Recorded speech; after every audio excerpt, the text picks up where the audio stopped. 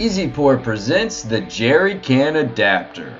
The adapter comes with two sets of gaskets, a round O-ring and a flat gasket.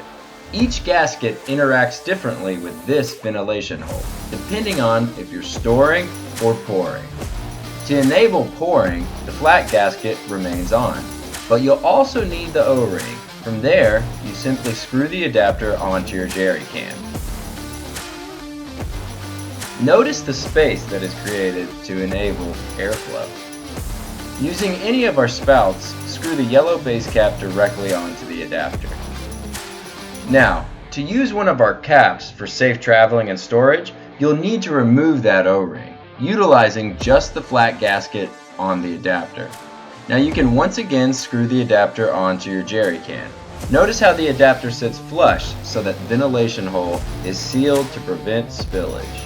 And now you can cap your jerry can for safe storage. The jerry can adapter. Get yours at EasyPour.com.